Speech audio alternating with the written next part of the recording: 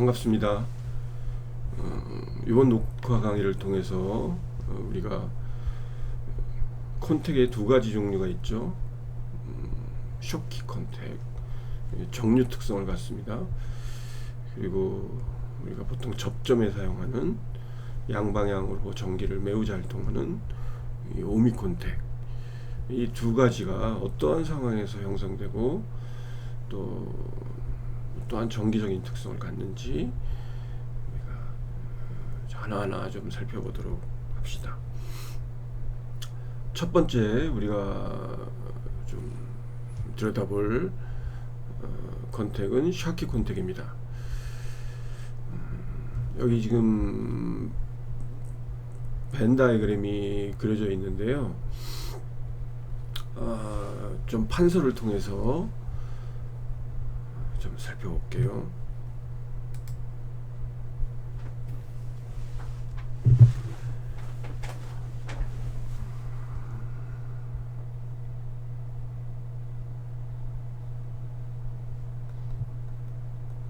먼저 기준이 되는 가장 상부 쪽에 이런 에너지 라인을 우리가 그릴 텐데, 이것이 백큐մ 레벨입니다.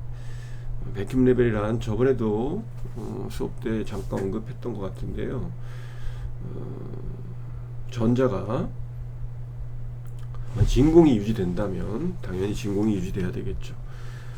그 물질로부터 이 이상의 에너지를 갖게 되면 이탈할 수 있는 어떤 그 마지노선과 같은 그런 에너지라고 할 수 있겠죠. 그래서 만일 전자가 이 백큐մ 레벨 이상의 에너지를 갖는다 그러면 이것이 금속이든 반도체든 그 물질로부터 이탈이 가능하다, 이렇게 볼 수 있는 거죠. 자, 왼쪽에 우리 금속의 벤 다이그램을 먼저 그릴 텐데요. 금속의 벤 다이그램은 이렇게 단순하게 그릴 수 있겠죠. 여기가 페르미 레벨, 금속의 페르미 레벨이고, 페르미 레벨까지는 거의 무한대에 가까운 자유전자들이 충만되어 있는 이런 벤 다이그램을 갖고 있다라고 우리가 가정을 할 수 있을 겁니다. 자, 그러면 바로 우리 2장에서 이런 얘기를 했었죠. 어떤 전자가 금속으로부터 이탈하는 데 필요한 최소한의 에너지를 우리는 워크 펑션이라고 불렀고요. 일함수.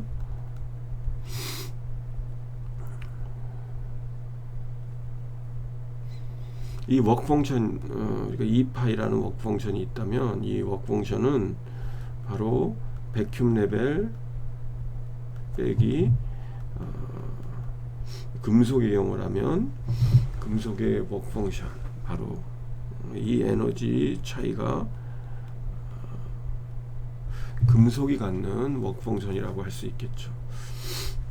여기 있는 전자가 워크 펑션의 에너지만 주어지면 백큐մ 레벨을 뛰어넘을 수 있을 거고요. 따라서 금속으로부터 이탈할 수 있을 겁니다. 그것이 바로 최소한의 에너지겠죠. 자, 그리고 오른편에는 우리가 반도체 벤 다이그램을 그려봅시다. 여기에 EC가 있다라고 가정을 해보고요. EV가 있고, N타입이라고 일단 가정을 해보면 페르미 레벨은 컨덕션 밴드 근방이 있겠죠. 자, 그러면 우리는 동일하게 반도체에서도 워크 펑션을 정의할 수 있는데요. 이 금속의 워크 펑션이 이렇게 정의됐다면 반도체 쪽의 워크 펑션이란 동일하게 백큐մ 레벨 빼기 반도체가 갖는 페르미 레벨,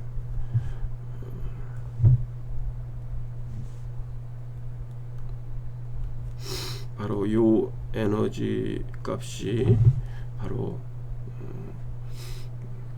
금속이 갖는 워크 펑션, 일함수라고 할 수 있을 겁니다. 보시다시피 이 금속이 갖는 워크 펑션은 만일 도핑 농도를 우리가 바꾼다면 페르미 레벨은 위로 올라갈 수도 있고 아래로 내려갈 수도 있어요. 따라서 이 반도체의 워크 펑션은 도핑의 함수입니다. 물질의 고유 상수가 아니죠.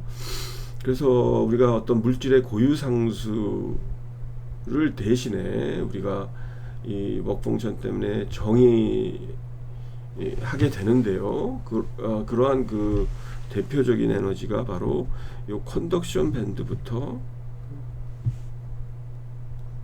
컨덕션 밴드의 미니멈으로부터 백큐 레벨까지의 에너지 차이, 요거를 우리가 E 크 사이라고 하고요. 여기서 크 사이는 동일하게 볼트 단위의 값이고요. E 크 사이는 에너지 단위의 값입니다. 그래서 요 E 크 사이를 우리는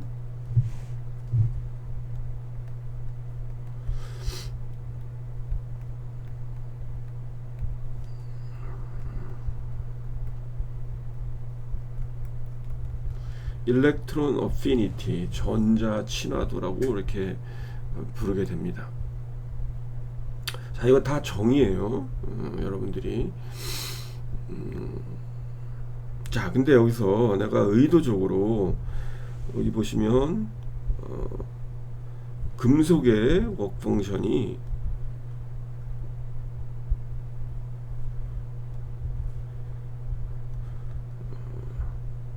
반도체의 워크 펑션보다 살짝 크도록 그렸죠. 자, 이게 중요한데요. 만일 이런 그 관계가 성립한다면 보통 우리 N타입 반도체 실리콘이 갖는 워크 펑션은 대략 약 4.4에서 4.6 일렉트론 볼트, 도핑에 따라 변하는 값이니까요. 이 정도 값이 됩니다. 그런데 상당수의 금속들이 갖는 워크 펑션은 이거보다 큰 경우가 많은데요. 그런데 특수한 워크 펑션이 작은 금속들이 몇 개 존재하는데, 예를 들어서 타이타늄 또는 알루미늄 같은 금속들은 타이타늄이 약 4.3 정도 되죠. 알루미늄이 4.28, 이것도 거의 4.3 정도. 요 정도의 살짝 작은 그런 일함수를 갖게 돼요.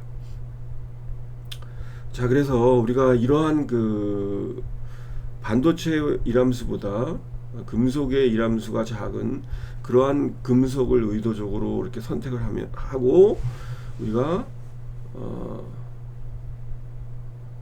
만약 이 두 개의 금속을 접합했을 때 어떤 일이 벌어질지를 좀 생각을 해보자는 거예요. 자, 페르미 레벨이 금속이 크다는 것은 금속 쪽의 페르미 레벨이 반도체 쪽의 페르미 레벨보다 밑에 있다는 것을 의미합니다. 이 워크 펑션이 크니까요. 그래서 이 두 개의 접합을 붙일 때는 반도체 쪽의 페르미 레벨이 금속의 페르미 레벨보다 높다는 거죠. 수면이 높다는 거죠. 그래서 이 두 개를 우리가 붙이게 되면 반도체 쪽에 새로운 평형을 이루어야 될 거 아닙니까? 어차피 이 붙였을 때는 하나의 시스템이 되는데, 금속과 반도체가. 그래서 페르미 레벨을 다시 수면을 일정하게 맞추고 새로운 평형을 추구하는 그러한 쪽으로 이 시스템은 이동하려고 할 텐데, 당연히 수면이 높은 반도체, N타입 반도체 쪽에서 금속 쪽으로 전자들이 이탈을 해서 넘어가야만 한다는 거죠. 따라서 전자가 필연적으로 N타입 반도체 쪽에서 금속 쪽으로 이탈하는 그런 일이 생기게 된다는 거죠.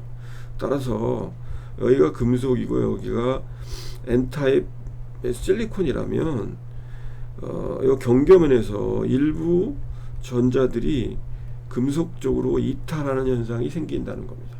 새로운 평형을 추구하기 위해서.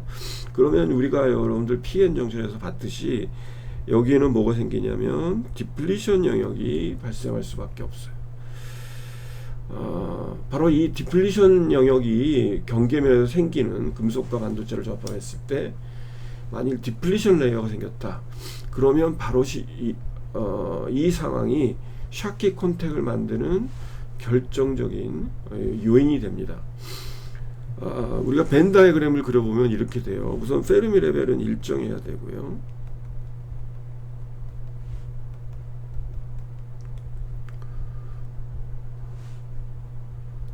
백큐ම් 레벨은 이렇게 됩니다. 자, 요게 원래 금속의 워크 펑션이었고요. 자, 요게 반도체의 워크 펑션이었던 거죠. 접합면은 여기고요. 자, 디플리션이 생기기 때문에 이제 밴드의 밴딩이 생겨나는데 반도체 쪽에 컨덕션 밴드 EC 라인은 이렇게 되고요. EV 라인은 이렇게 형성이 되겠죠. 자, 그래서 바로 요 영역, 밴드가 위로 이렇게 밴딩된 영역, 이 영역은 페르미 레벨이 컨덕션 밴드에 가깝게 있지 못하고 중앙 쪽에 치우쳐 있죠. 그 얘기는 뭐야? 캐리어가 거의 인트린직에 가깝도록 고갈되어 있다는 것을 의미하고요. 여기에는 전자들이 고갈되어 있는 영역, 즉 궁핍 영역이라는 것을 의미하게 됩니다. 따라서 밴드가 기울기를 갖게 되니까 우리가 PN 정션에서와 마찬가지로 기울기가 음수니까요. 이쪽 방향으로 전개가 발생합니다. 즉 빌트인 필드가 생겨나고 또한 빌트인 포텐셜이 생겨나게 됩니다. 바로 이러한 그 디플리션 영역이 생겨나고 이에 따라서 금속과 금속 쪽에서 바라보면요, 금속 쪽에서 전자가 반도체 쪽으로 넘으려고 하다 보면 요런 에너지 장벽을, 스파이크 같은 장벽을 느끼게 돼요. 뿐만 아니라 반도체 쪽에 컨덕션 밴드에 있는 전자도 금속 쪽으로 이탈을 하려고 하다 보면 이마만큼의 에너지 장벽을 느끼게 됩니다. 양쪽에서 전자가 금속 쪽에서 반도체 쪽으로 넘든 반도체 쪽에서 금속으로 넘든 어떤 경우에도 이런 그 에너지 장벽을 느낄 수밖에 없는 디플리션 레이어가 생길 때 이러한 콘택이 바로 샤키 콘택을 이루는 필요 조건이 된다는 거죠.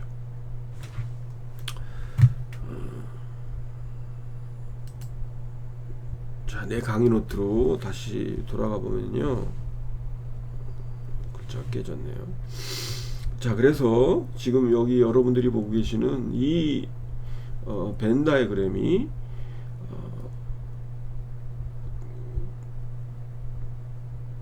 금속과 반도체가 접합을 이뤘을 때 형성되는 벤 다이어그램입니다.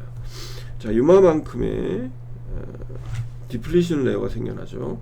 물론 여기서 여러분들 유의할 것은 이 디플리션 레이어는 전적으로 반도체 영역에서만 생겨납니다. 금속 쪽에서는 생겨나지 않아요. 왜냐하면 전적으로 전자가 반도체 쪽에서 금속으로 넘어가게 되고요. 금속에는 무한한 반도체가 있기 때문에 반도체에 비해서는 거의 무한에 가까운 전자가 있기 때문에 전자가 설사 넘어간다 해도 디플리션 영역은 생길 수가 없어요. 마치 우리가 PN 정션에서 M 플러스 P 정션을 하면 로도핑 사이드인 P 사이드에서 전적으로 디플리션 레이어가 생기지 않습니까? 똑같이 왼쪽에는 너무 많은 전자가 있으니까 전자가 또 이 경우는 전자가 아니죠. P 사이드에서는 홀이죠. 아무튼 캐리어가 상대적으로 빈곤한 쪽에서요 전적으로 디플리션 레이어가 생기듯이 이 경우는 양쪽이 다 전자인데요.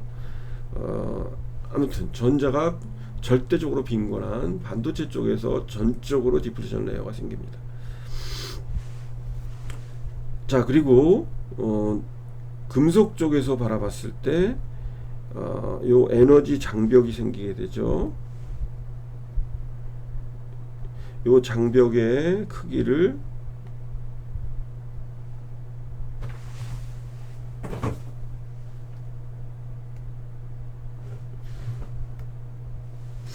우리는 베리어 하이트, 화살표로 바뀌었네요. 에너지 장벽의 높이, 뭐 이런 표현을 쓰게 되고요. 이 베리어 하이트는 요게 파이 m 아닙니까? 요 2파이 m이죠. 그 다음에 요게 백큐ම් 레벨에서 반도체의 EC까지의 거리를 우리는 전자친화도 일렉트론 어피니티라고 했으니까 요 차이의 값이 바로 2파이 빼기 2크 사이가 바로 요 2파이, 요 값을 2파이 b라고 한다면요, 요 2파이 b를 파이 b, 베리어 하이트를 우리는 2파이 b라고 표현할 수 있고요. 이 베리어 하이트, 포텐셜 단위의 베리어 하이트는 금속의 워크 펑션 빼기 포텐셜 단위의 일렉트론 어피니티가 됩니다.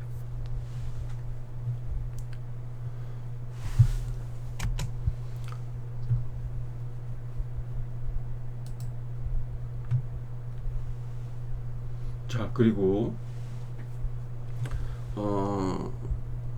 아까 금속 쪽에서 반도체 쪽으로 넘을 때 느끼는 장벽의 크기가 바로 베리어 하이트라 그랬죠. 또 바뀌었네.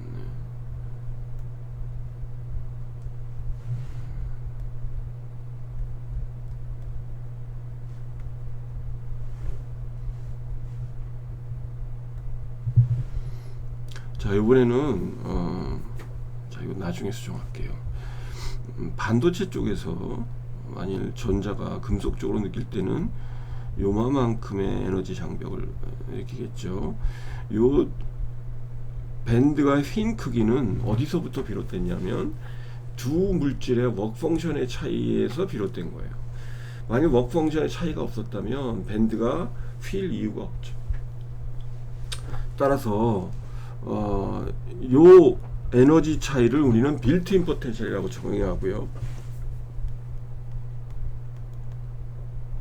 샤키 콘텍에서의 이 값은 바로 금속의 워크 펑션에서 반도체의 워크 펑션의 차이로 이렇게 주어질 수 있을 겁니다. 만약 이 두 개 값이 같다면 뭐 빌트인 포텐셜도 없고 밴드는 휘지도 않겠죠. 전자가 넘어갈 이유도 없고요. 애초에. 그리고 밴드가 밴딩 될 이유도 없는 겁니다. 자, 이렇게 아무튼 만일 N타입 반도체라면 중요한 것은 금속의 워크 펑션이 반도체의 워크 펑션보다 작음으로 인해서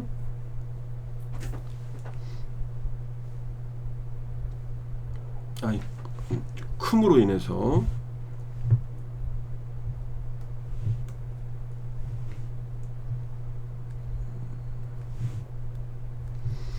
금속의 워크 펑션이 반도체 워크 펑션보다 큼으로 인해서 반도체 쪽에서 금속 쪽으로 전자가 이탈하고 반도체 쪽에서는 디플리션 레이어가 생긴다는 것이 골자예요. 아무튼 이렇게 디플리션 레이어가 생기면 뒤에 이제 우리가 IV 특성을 살펴볼 텐데, 이러한 종류의 콘택은 마치 PN 콘택, PN 정션에서 우리가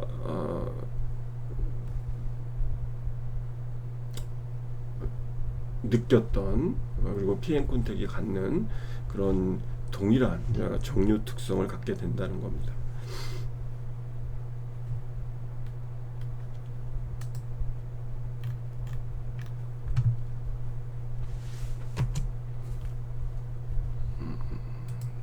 이게 둘까? 자, 이러한 샤키 콘택의 경우 우리가 PN 정션과 동일하게 만일 전하의 분포와 전개 분포 그리고 포텐셜의 분포를 그려본다면요, 아까도 얘기했듯이 금속 쪽에서는 디플리션 레이어가 전혀 생겨나지 않아요. 왜냐하면 거의 무한대의 전하가 있기 때문이에요. 그래서 반도체 쪽에서는 전자가 이동을 하니까 여기 양전하가 생겨나죠. 그래서 이마만큼의 디플리션 영역이 생겨나게 됩니다. 반면에 금속 쪽에서는 전하의 농도가, 전자의 농도가 무한대이기 때문에 요 면적과 요 면적은 같은 거 아닙니까? 근데 이 직사각형의 높이가 거의 무한대란 말이야. 그래서 너비가 거의 0에 가까운, 따라서 금속 쪽에서는 디플리션 레이어가 전혀 생겨나지 않습니다. 따라서 전적으로 모든 변화는 마치 우리가 하이로우 정션에서 그랬듯이 로우 도핑 사이드인, 여기선 로우 도핑 사이드가 반도체가 되는 거죠. 반도체 쪽에서 모든 변화가 수반되게 됩니다. 전개 역시 금속 쪽에서는 전개 변화가 없고요. 반도체 쪽에서 여기가 포지티브 전하들이 있으니까요. 음의 방향으로 전개가 발생했다가 이렇게 변하는 그러한 양상을 갖게 되고, 포텐셜도 금속 쪽에서 반도체 쪽으로 이렇게 증가하는, 바로 요 포텐셜의 크기가 빌트인 포텐셜이 되겠죠. 하이로우 정션과 동일합니다. 그래서 우리가 뭐 포화성 이퀘이션을 굳이 풀 필요는 없고요. 이 샤키 콘텍의 경우는 PN 정션의 극단적인, 우리가 P 플러스 N이라고 한다면 이 P 플러스가 억셉터의 농도가 거의 무한대에 가까운, 그런 한쪽의 캐리어가 거의 무한대에 가까운 그런 극단적인 하이로우 정션이라고 보시면 되고요. 따라서 디플리션 영역은 전적으로 N형 반도체, 지금 우리가 N형 반도체를 지금 기준으로 얘기하고 있잖아요. N형 반도체에 생겨나고, 따라서 디플리션 영역의 두께는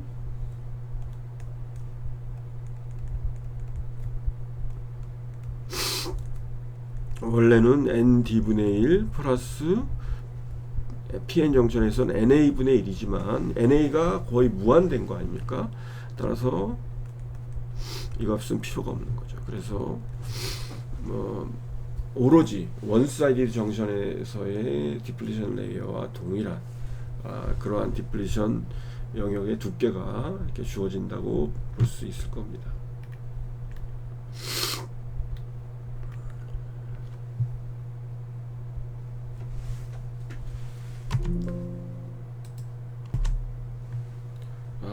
자, 그러면 이러한 그 샤키 컨택의 경우 우리가 역방향을 걸면 어떠한 일이 일어날까 잠깐 좀 벤 다이그램을 통해서 살펴볼게요. 판서로 좀 가봅시다.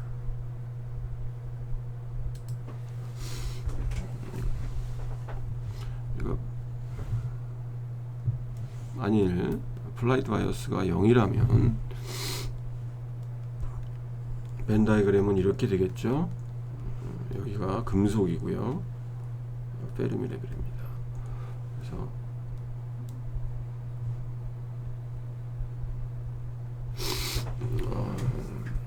자, 아까 얘기했듯이 요 값이 빌트인 포텐셜이라고 얘기했고요, 요 값이 베리어 하이트라고 얘기했습니다. 지금 베큐um 레벨은 뭐 표시하지 않았고요. 자, 그래서 어플라이드 바이어스가, 즉 반도체가 완전히 폐형 상태에 있다면 이런 벤 다이그램이 주어질 텐데, 만일 역방향을 우리가 가한다면, 자, 그래서 이 반도체 우리가 PN 정션에서는 P 타입이 포지티브하게, N 타입이 네거티브하게 이렇게 바이어스를 걸면 순방향이고 그 반대일 경우에는 역방향이라고 얘기했는데요.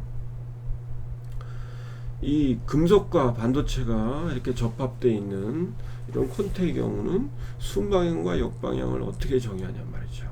이게 좀 애매합니다. 왜냐하면 금속이라는 것은 폴라리티가 없잖아요. 그래서 폴라리티가 있는 반도체 쪽을 중심으로 해서 정의합니다. 지금 이 경우는 금속과 N타입 반도체 간의 그런 컨택이고요. 따라서 N형 쪽, N타입 반도체 쪽에 네거티브하게, 반대로 금속 쪽에는 포지티브하게 이렇게 우리가 바이어스를 걸면 이 바이어스는 이 콘택의 순방향이 되는 거고요.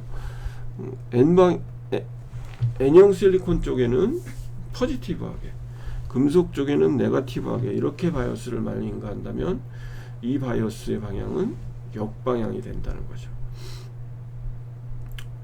따라서 우리가 역방향을 구한다는 얘기는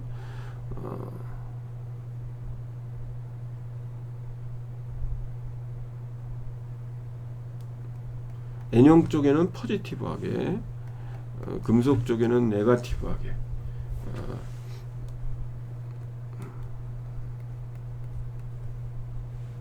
이렇게 바이어스를 인가한다는 것을 의미합니다. 자, 우리가 알고 있다시피 포텐셜을 높여준 쪽에서 밴드는 내려가게 됩니다. 자, 그래서 이걸 우리가 좀 잘 그려보면요.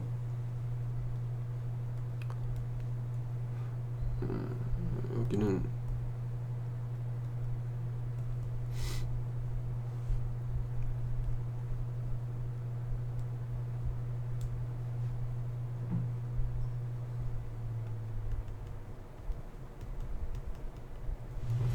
자, 이렇게 벤 다이어그램이 더 깊어지겠죠. 마치 PN 정션처럼. 금속 쪽에서 바라봤을 때 에너지 장벽인 베리화이트에는 변화가 없지만 반도체 쪽에서 전자가 금속 쪽으로 넘으려고 할 때 느껴지는 베리화이트는 원래 빌트인 포텐셜에 우리가 요 VR이란 양의 값으로 표현된 역방향 전압을 의미합니다. 만일 우리가 역방향으로 마이너스 2V를 걸었다면 이 경우는 플러스 2V를 의미하는 거예요. 여러분들 오해하지 마시고. 그러면 원래 빌트인 포텐셜이 0.5V였다. 그러면 여기에 2V를 더해서 2.5V라는 포텐셜 단위로는, 에너지 단위로는 2.5 일렉트론 볼트라는 새로운 빌트인 포텐셜을 형성하게 됩니다. 이것이 이제 새로운 에너지 장벽이 되는 거죠.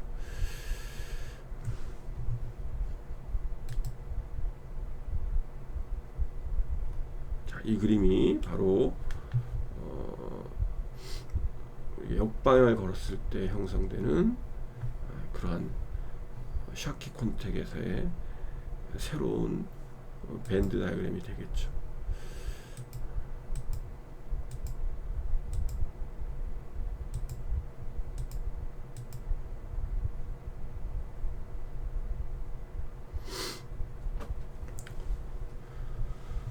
자, 그래서 이러한 그 특성을 갖는 샤키 콘택의 경우 우리가 IV 특성은 어떻게 주어지겠냐는 거죠.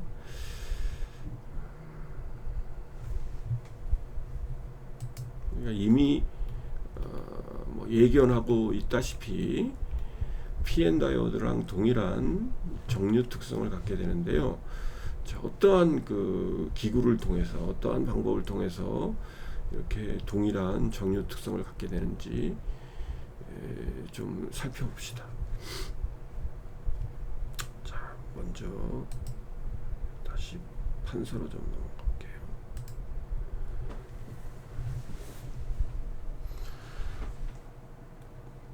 자, 어플라이드 바이어스가 0인 이퀄리브리엄 상태를 먼저 봅시다.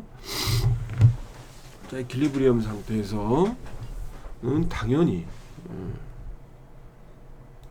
금속과 우리가 N형 반도체를 이렇게 접촉을 시켰다면 어느 쪽으로도 우리가 넷 커런트, 전류는 흐르지 않아야겠죠. 하지만 실질적으로는 여기에도 우리가 PN 다이오드에서도 드리프트 플럭스와 확산 플럭스가 숨어서 열심히 나름대로 전류를 만들고 있고, 그것들이 서로 상쇄돼서 안 보일 뿐이라고 얘기하지 않았습니까? 마찬가지로 이 PN 콘택에서도 동일한 현상이 일어난다는 거죠. 벤 다이어그램을 그려보면 메탈 쪽은 이렇게 됐고요.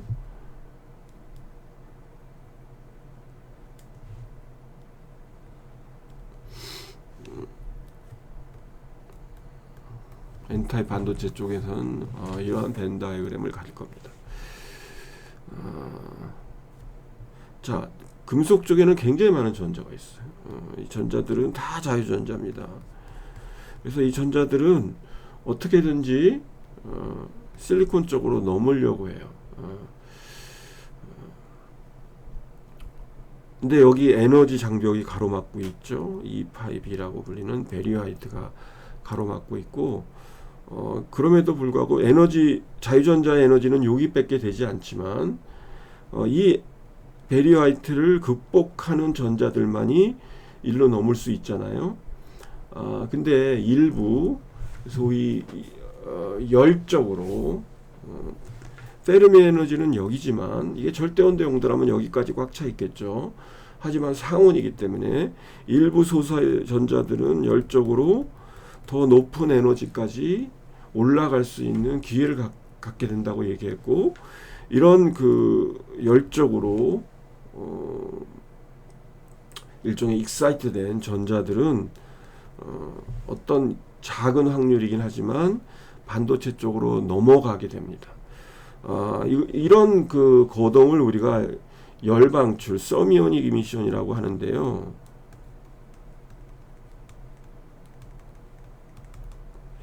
이런 열방출, 서미오닉 이미션이라는 기구를 통해서 굉장히 많은 전자들이 존재하지만 아주 소수의 전자들이 금속 쪽에서 반도체 쪽으로 이렇게 이탈돼서 플럭스를 만들어냅니다. 물론 이쪽에 왼쪽에서 오른쪽으로 플럭스가 만들어지면 전류는 그 반대 방향으로 만들어지겠죠. 하지만 지금 플럭스만 얘기해 봅시다. 반대로 금속 쪽에서는 컨덕션 밴드에 물론 금속에 비해서는 택도 없지만 그래도 꽤 많은 자유전자들이 존재하게 됩니다. 이 자유전자들은 또 동일하게 요 빌트인 포텐셜이라는 에너지 장벽을 극복해야지만 이 금속 쪽으로 넘어갈 수 있는데, 물론 절대온도 0도라면 이걸 극복할 수 있는 전자는 없겠죠. 하지만 열적으로 익사이트 돼서 이 베리어 하이트를 극복할 만한 또 소수의 전자들이 존재하기 때문에 우측에서 좌측으로 넘어가는, 이것도 역시 일종의 열방출인데요. 서미오닉 이미션 성분이 생겨나게 됩니다. 동일하게 양쪽에서 이렇게 서미오닉 이미션을 만들어내는데요. 왼쪽에는 전자가 많고 반면에 에너지 장벽은 크죠.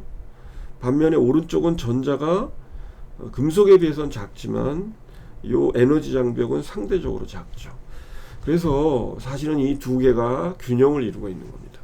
그래서 이 양쪽의 플럭스가 서로 균형을 이루고 있기 때문에 이 제로 바이어스 상태에서는 실질적으로 넷 커런트는 존재하지 않는 거죠. 자, 근데 우리가 순방향을 건다고 생각해 봅시다. 순방향을 건다고 생각하면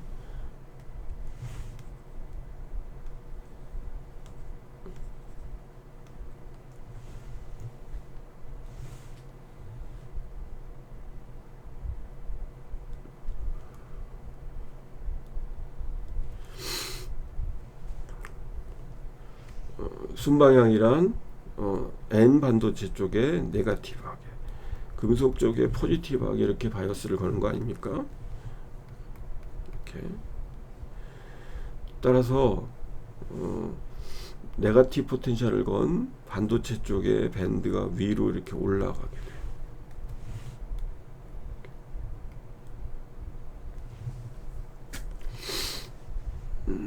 이거 또 따로 그려봅시다. 따로. 그러면 밴 다이그램이 이렇게 된단 말이에요.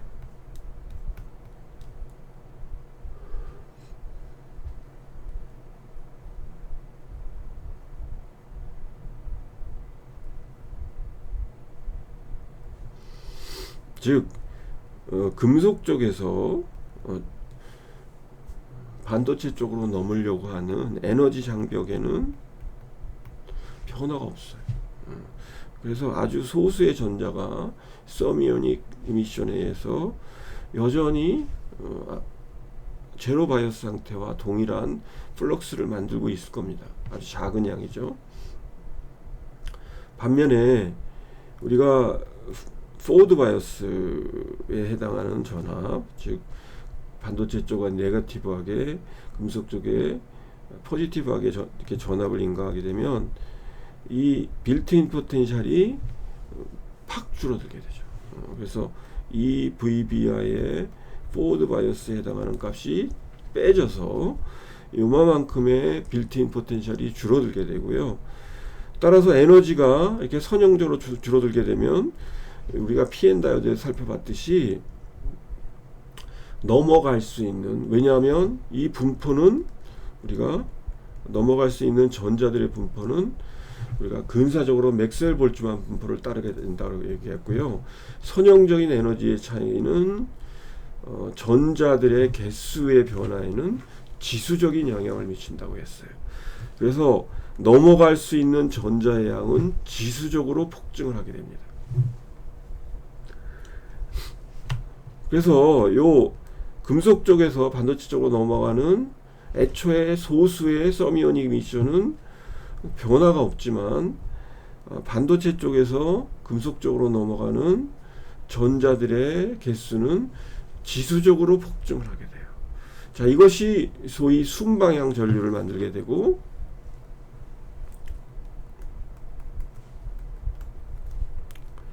지수적인 증가를 만들어내는 이러한 마치 PN 다이오드에서의 순방향 전류와 동일하게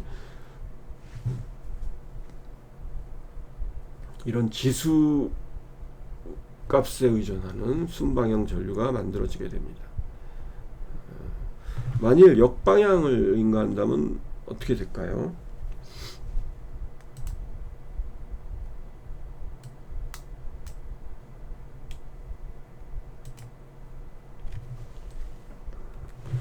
자, 역방을 인가한다는 얘기는 반도체 쪽에는 포지티브하게, 금속 쪽에는 네거티브하게 이렇게 인가한다는 얘기고요. 이거 바뀌어야죠.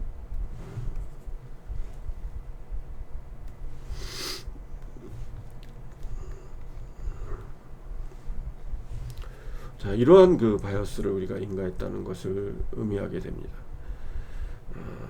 따라서 포텐셜을 높여준 반도체 쪽에서는 밴드가 이렇게 깊어지면서 내려가게 됩니다.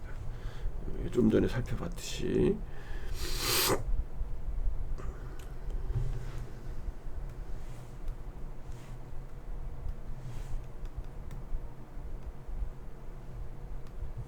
다시 그려볼게요.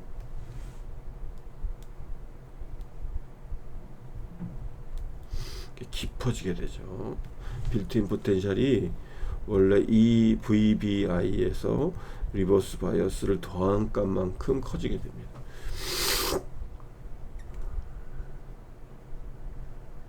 자, 그러면 다시 원래대로 들어와서 금속 쪽에서 반도체 쪽으로 넘어가는 서미오닉 이미션의 양은 여전해요. 이거는 제로 바이어스나 순방향이나 역방향이나 여전한데, 반대로 반도체 쪽에서 금속 쪽으로 넘어가는 이 열방출은 에너지 장벽이 매우 늘어났기 때문에 빌트인 포텐셜이 지수적으로 감소를 할 수밖에 없고요. 따라서 차단되게 됩니다. 거의 절망적으로 0이 돼요. 따라서 이 값이 0이 되니까 바로 요 눈에 안 보였던 이 금속 쪽에서 반도체 쪽으로 넘어가는 서미오닉 이미션이 작은 값이긴 하지만 이제 눈에 띄게 되고, 그것이 역방향에서의 아주 작은 전류 PN 다이오드에서의 리버스 세츄레이션 커런트와 동일한 양인, 이거는 서미오닉 이미션에 기인한 겁니다. 그런 역방향 포화 전류를 만들게 돼요.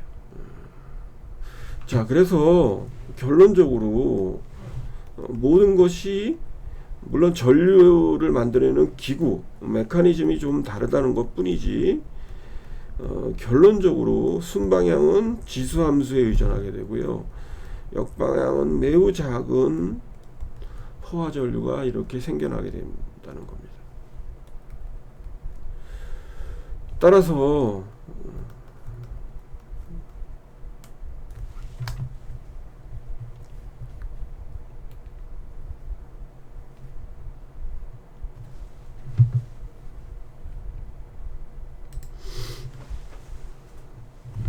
다이오드 이퀘이션, 우리가 잘 알고 있죠. 전류는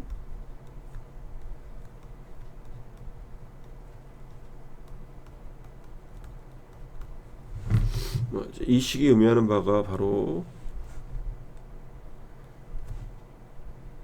이런 거 아닙니까? 이거 어플라이드 바이어스고, 전류라면 순방향은 지수함수에 의존한다는 거고요. 역방향은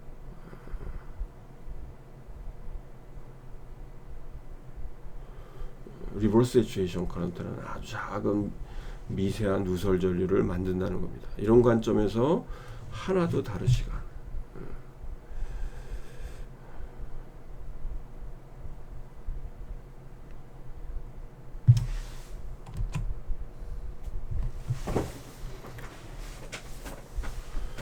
자, 그러면 뭐 근본적으로 이 PN 다이오드와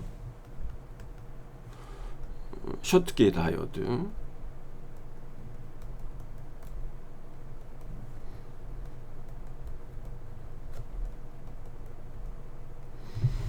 동일한 정유기로서 작용을 하는데, 그러면 차이가 전혀 없느냐는 거죠.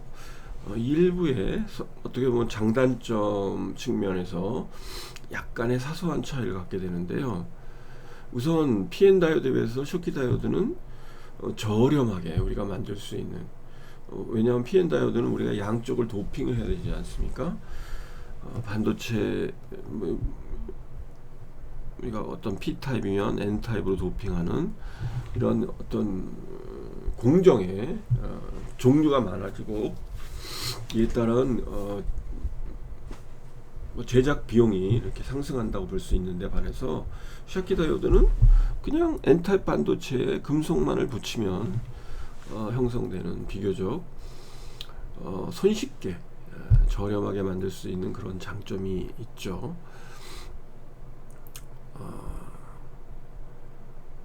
뿐만이 아니라 여기 우리가 요 IV 커브를 좀 잘 보시면 실제 다이오드의 IV 커브는 이래요.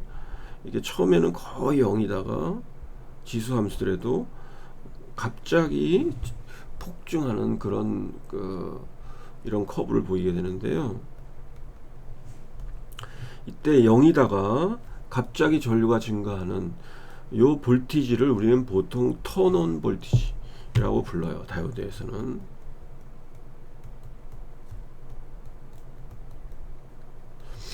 PN 다이오드에서는 이 턴온 볼티지가 한 0.6에서 0.8V 정도 됩니다. 그래서 그냥 보통 우리가 0.7V다 라고 얘기해요. 마치 이거의 그 빌트인 PN 다이오드에서의 우리가 빌트인 포텐셜이 보통 이 정도 값을 갖거든요. 물론 턴온 볼티지가 빌트인 포텐셜과 같다는 건 아닙니다. 다른 개념이긴 하지만 유사한 범주의 값을 가져요. 그런데 샤키 다이오드의 경우는 요 턴온 볼티지가 내 강의 노트를 보시면 알 텐데요.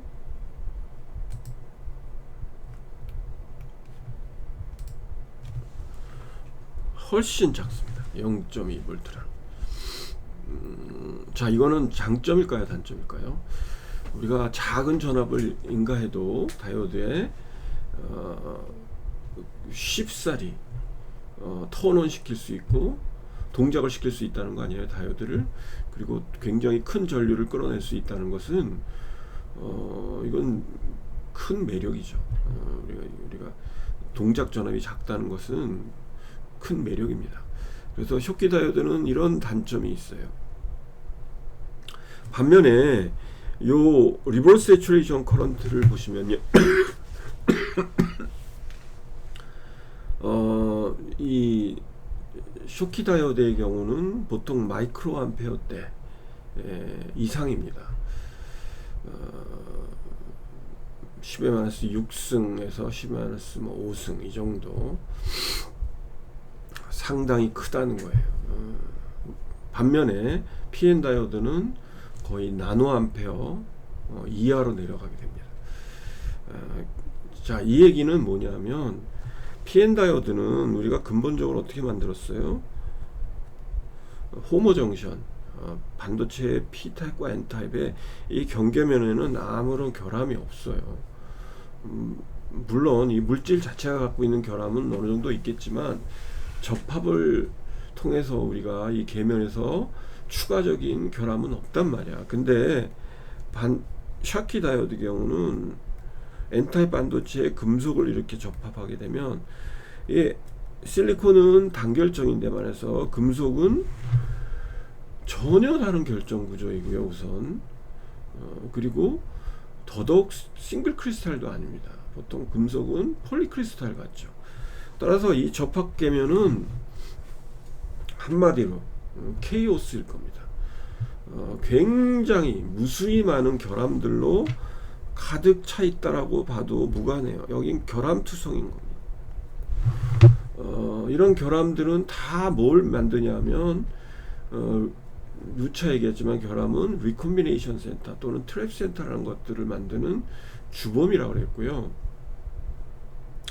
이런 것들이 이런 누설 전류를 증가시키는 중요한 원인이 된다는 거예요.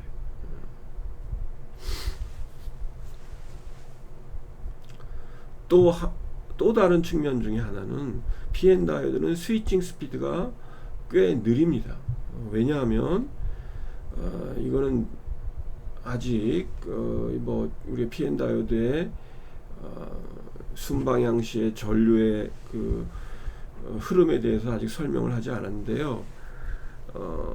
마이너리티 캐리어가 N형 순방향을 걸게 되면 N방향의 전자가 P형 쪽으로 넘어가고, P형 쪽에 넘어간 전자는 P형 쪽에서는 마이너리티 캐리어 아닙니까? 그래서 얘가 리콤비네이션을 일으키면서 서서히 죽어나가면서 또 전류를 창출해내는데, 이러한 그 과정 중에 반드시 마이너리티 캐리어의 리콤비네이션이라는 것이 일어나야만 해요. 전류를 만들어내기 위해서는. 홀도 마찬가지. 홀도 전자 쪽으로 순방에 넘어가면 홀이 N형 쪽에 마이너리티 캐리어가 됨으로 인해서 리콤비네이션이 일어나고 죽어나가는데요. 이러한 것들이 순방향 전류를 만드는데 중요한 역할을 하는데,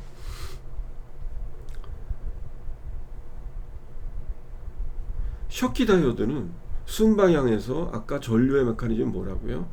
스로미오닉 이미션이라 했잖아. 특히 그 양방향 다 머조리티 캐리어의 스로미오닉 이미션이에요. 따라서 리콤비네이션이라는 것이 개재되어 있지를 않아요. 따라서 우리가 순방향과 역방향을 거듭하는 어떤 스위칭이 일어날 때 리콤비네이션과 일단 리콤비네이션이 개재가 되지 않기 때문에, 리콤비네이션이 되려면 리콤비네이션의 라이프 타임이 중요하거든요. 라이프 타임이 지나야지만 리콤비네이션이 일어나는 거예요. 쉽게 말하면 라이프 타임이 1 마이크로세컨이다. 1 마이크로세컨이 지나야 평균적으로는 리콤비네이션이 일어나고 그래야지만 그 전하가 사라진단 말이야. 근데 이 시간이 필요한 거예요. 리콤비네이션이 될 때는. 근데 다시 방향이 바뀌게 되면 리콤비네이션이 아니라 다시 제너레이션이란다든지 또는 새로운 전류의 메커니즘이 생기는데, 이런 스위칭, 우리가 교류를 걸게 되면 플러스 마이너스가 막 번갈아 인가될 텐데, 이럴 때 리콤비네이션이 됐다가 리콤비네이션이 필요 없는 새로운 전류 모드로 바뀌게 되면 이러한 그 부흥이 P-N 다이од에서는 리콤비네이션이 반드시 일어나야 되기 때문에 매우 느릴 수밖에 없다는 거예요. 근데 샤키 다이오드는 이런 리콤비네이션이란 프로세스가 전혀 여기에 인발부가 되어 있지 않기 때문에 굉장히 빠른 스위칭 스피드를 갖게 돼요. 그래서 우리가 스위칭 스피드가 빠른 디바이스를 원할 때는 샤키 다이오드가 유리하다는 겁니다. 자, 그러면 오미 콘택에 대해서 이제 좀 살펴볼게요.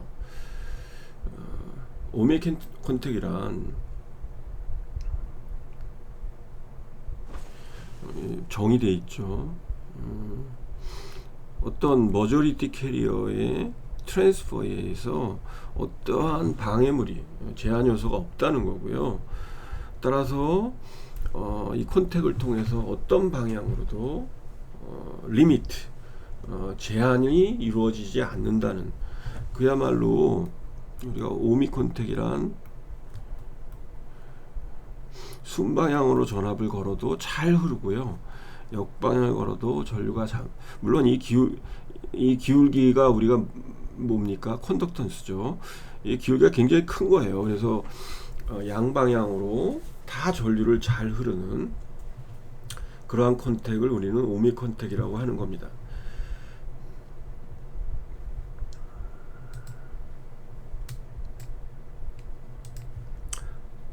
자, 그럼 판서를 잠깐 봅시다.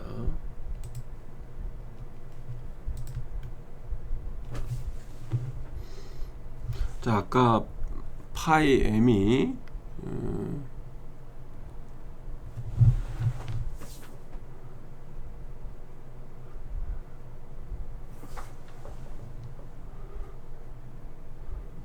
살짝 파이 s보다 큰 경우, 이건 N타입 반도체일 때요. 물론 얘가 샤키 컨택이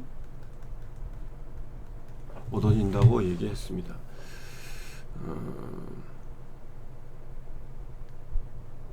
그런데 만일 메탈의 워크 펑션이 반대로 반도체의 워크 펑션보다 작다면 어떤 일이 이루어지겠냐는 거죠. 자, 아까 N타입 실리콘의 워크 펑션이 약 4. 얼마라 그랬죠? 여기 한 4.4에서 4.6 일렉트론 볼트 정도 되고요. 대부분의 금속들이 사실 이거보다 커요. 그래서 골드, 몰리브데늄 이거 4.6이고요. 골드 5.1 일렉트론 볼트고,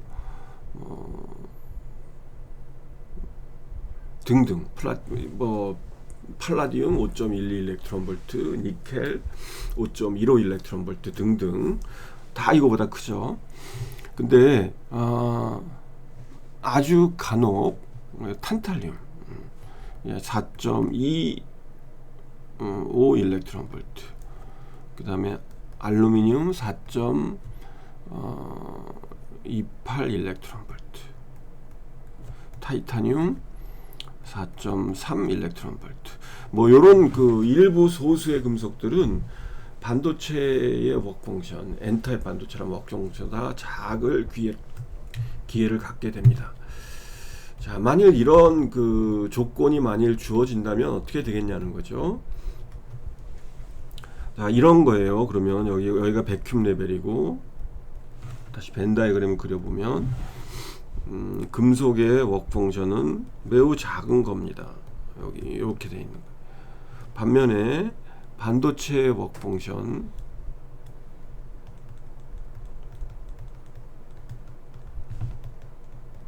이거 아닙니까? 이 더 큰 거예요. 여기 일렉트론 어피니티라고 얘기했고요. 자, 이 두 개의 물질을 갖다 붙이게 된다면 이 금속 쪽의 페르미 레벨이 반도체 쪽의 페르미 레벨보다 오히려 높은 겁니다. 따라서 이 두 개를 붙였을 때 새로운 평형을 찾아야 되기 때문에 금속 쪽에서 반도체 쪽으로 전자가 필연적으로 이동을 해야 돼요. 자, 그러면 어떤 일이 일어날까요? 여기가 금속이고 여기가 N실리콘인데 아까의 셔키 다이오드에서는 전자가 빠져나가지 않았습니까? 근데 이번에는 금속 쪽에서 전자가 오히려 반도체 쪽으로 넘어와요. 그래서 이 경계면에 오히려 원래 N타입 반도체가 갖는 전자의 개수보다 이 경계면에서 더 많은 전자들이 밀집된 여기에서 이게 우리가 10의 16승으로 도핑을 했다. 그러면 1세제곱센티미터 10의 16승계 전자가 있을 텐데 여기에는 10의 17승계, 18승계, 심지어 10의 19승계 전자들도 있을 수 있는 그런 전자들이 빼곡히 모아져 있는 영역이 반도체를 중심으로 한 그 경계면 근처에 생겨난다는 거죠. 이런 레이어를 디플리션 레이어의 반대인 어큐뮬레이션 레이어라고 합니다. 벤 다이어그램을 그려보면요, 전자가 일로 넘어왔기 때문에 자, 새로운 평형화에서 페르미 레벨은 이렇게 그려지고요. 여기 페르미 레벨이죠.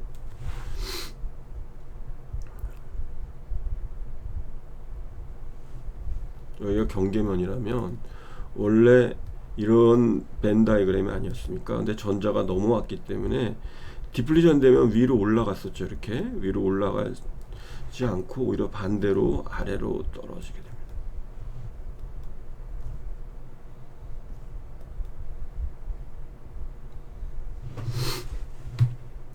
그래서 이 경계면에는 오히려 컨덕션 밴드가 페르미 레벨에 더 바짝 붙게 되는, 따라서 여긴 전자들이 우글우글한 디플리션 영역이 아니라 전자들이 우글우글한 어큐뮬레이션 레이어가 생겨나게 돼요. 자, 이렇게 되면 금속 쪽에서 반도체 쪽을 바라봤을 때 어떠한 에너지 장벽도 없습니다. 물론 미세한 약간의 뭐 장벽이 있지만 이거는 아주 무시할 만한 거고요. 반도체 쪽에서 금속을 바라봤을 때도 어떠한 에너지 장벽이 없어요. 즉 양쪽에서 전자들이 이동할 때 어떠한 에너지 장벽도 느끼지 않는다는 겁니다. 자, 이러한 경우는 메탈의 워크 펑션이 반도체의 워크 펑션보다 작을 때 다시 얘기하지만 형성된다는 거고요. 물론 이때 N실리콘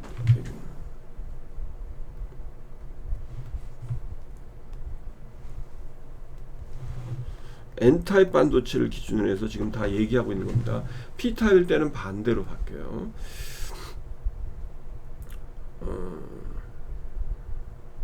자, 이런 사실 금속의 워크 펑션이 실리콘의 워크 펑션보다 작기가 쉽지 않은데 아주 소수의 금속의 경우 여기에 해당을 하고요.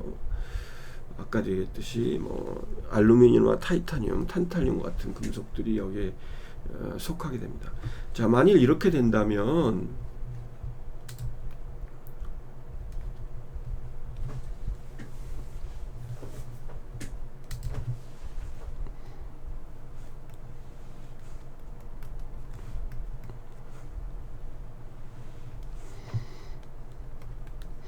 어느 방향으로도 전류는 원활하게 잘 통하는 소위 오음익 거동을 나타낸다는 겁니다.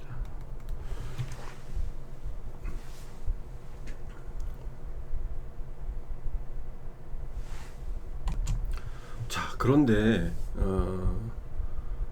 정말 메탈의 워크 펑션이 반도체의 워크 펑션보다 작으면 이러한 오음익 컨택이 정말로 개런티 되느냐? 실질적으로는 여기에 복잡한 또 다른 문제가 있게 되는데요. 여기에 이제 가장 문제가 되는 게 소위 페르미 레벨 핀닝이라는 현상입니다.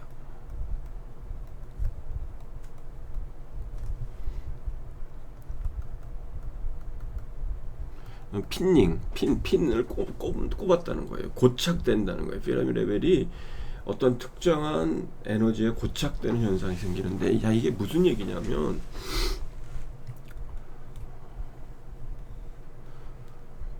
자, 여기 금속이 있고요. 여기 N실리콘이 있다면, 금속의 워크 펑션이 반도체의 워크 펑션보다 작아요.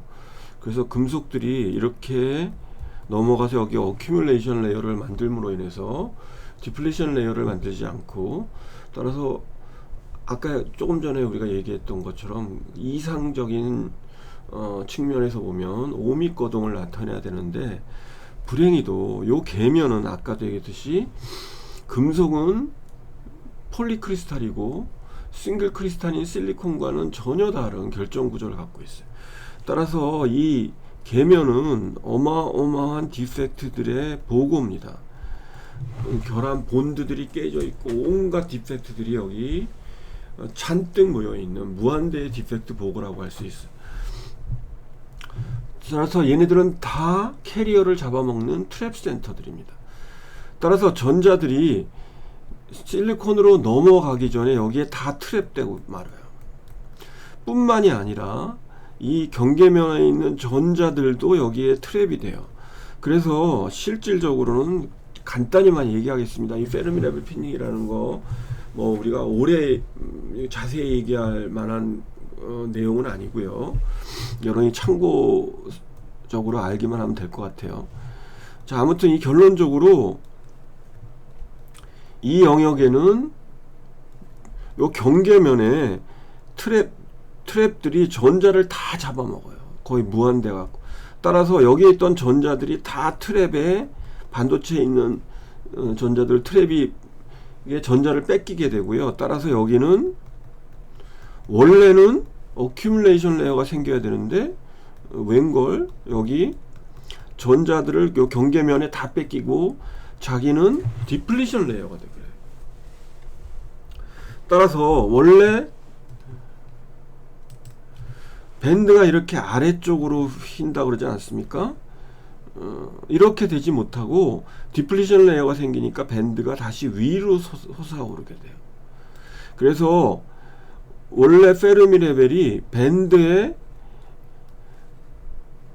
요 컨덕션 밴드의 상부 쪽에 요 경계면에서 위치해야 되는데 불구하고,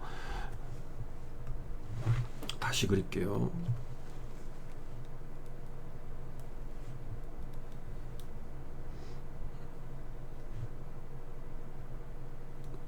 요 경계면에서 보시면요, 이런 디펙트들의 캐리어의 트랩으로 인해서 요 경계면에서 보면 페르미 레벨이 컨덕션 밴드 위에 있지 못하고 밴드의 포비든 밴드의 거의 중앙 쪽에 고착되는 현상이 생겨요.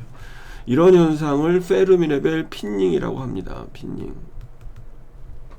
페르미 레벨이 이런 포비든 밴드의 중앙부에 고착되면 원래는 어큐뮬레이션 레이어가 생겨야 될 게 다시 디플리션 레이어가 생기게 되고, 따라서 원래는 오믹 거동을 우리가 기대했지만 사실상은 샤킥 거동을 나타내는 그런 현상이 되게 돼요. 자, 그러면 우리가 디바이스를 만들 때 우리가 어떤 적절한 우수한 컨택 특성을 갖고 있는 오믹 컨택을 원하는데 이러한 문제들이 자꾸만 발생을 한다면 어떻게 성공적으로 오믹 컨택을 만들 수 있겠냐는 거죠. 자, 여기에 대한 대안이 바로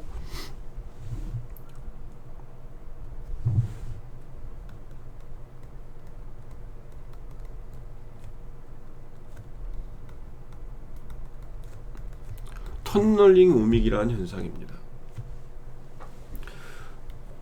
자, 여기 N타입 실리콘이고 우리가 이렇게 컨택을 만들려고 해요. 근데 아까 말했듯이 여기에 계면에 온갖 이런 결함들이 페르미 레벨 피닝을 일으키게 되면 오믹 거동을 방해하게 돼요. 자, 그래서 여기에 도핑을, N타입 쪽에 도핑을 굉장히 하이 도핑을 하게 됩니다. 하이 도핑을 하게 되면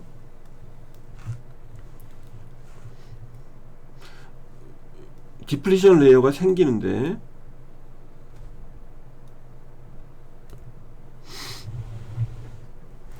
요 디플리션 레이어의 두께 xn이 아까 어떻게 된다 그랬어요?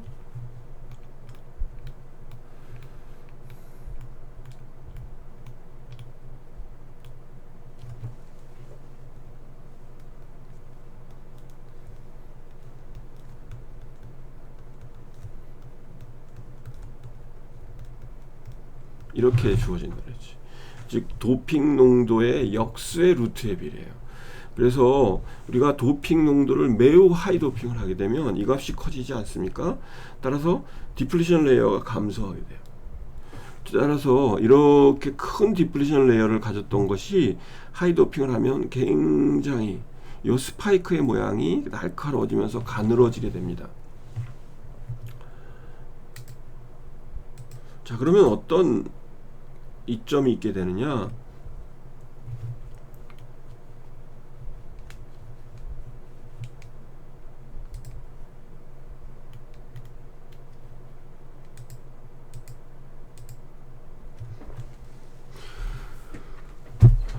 예를 들어서 우리가 요 도핑 농도를 여기 지금 실제 계산을 해본 거예요. 어마어마한 도핑 농도죠. 약 6 곱하기 10의 19승 정도로 도핑을 하게 되면 요 디플리션 레이어 두께가 25앵스트롬에 근접한다는 거예요. 요 두께가 스파이크의 요 너비가. 자, 그러면 이제 이 에너지 장벽이 있더라도 전자들은 요 얇아진 에너지 장벽을 통해서 터널링을 할 수 있다는 겁니다. 이건 사실 이런 터널링이라는 현상은 우리가 슈레딩거 방정식을 풀게 되면 이 에너지 장벽이 굉장히 얇게 되면 상당히 큰 확률로 전자들이 양쪽을 이동할 수 있는 확률이 생기게 되는데요. 바로 이러한 현상을 터널링이라고 하고, 전자는 금속 쪽에서 반도체 쪽으로, 반도체 쪽에서도 금속으로 상당히 큰 확률로 이동하게 돼요. 마치 원래 고전적으로는 이런 높은 에너지 장벽은 반드시 이거를 뚫고 올라가서 내려봐야 되지 않습니까? 그러다 보니까 전류가 안 흘렀던 것인데, 이제는 이거를 통과해서 마치 터널을 지나듯이 터널링이라는 현상을 통해서 이동한다는 거죠. 이렇게 되면 전류가 소위 터널링이라는 현상을 통해서 양쪽으로 자유롭게 흐르게 돼요. 이러한 그 오믹 특성을 우리는 터널링 오믹이라고 해요. 이 터널링 오믹을 만들려면 아까도 얘기했듯이 이 금속이 가능하면 웍 펑션이 작을수록 유리해요. 이항이면 너무 크면 이 스파이크가 크게 생겨나기 때문에 당연히 스파이크가 어쩔 수 없이 페르미 레벨 피닝이 일어나고 뭐 그렇더라도 이 웍 펑션이 작은 물질일수록 유리하단 말이야. 그럼에도 불구하고 페르미 레벨 피닝이라는 현상 때문에 스파이크가 생기지만 우리는 여기 이 지역을 굉장히 하이 도핑을 함으로 인해서 이런 터널링 배리어를 만들고, 터널링 배리어를 통해서 원활한 오믹 거동을 만들게 됩니다. 이것이 이제 실질적으로 우리가 디바이스를 만들 때, 우리가 모스펫을 만들 때도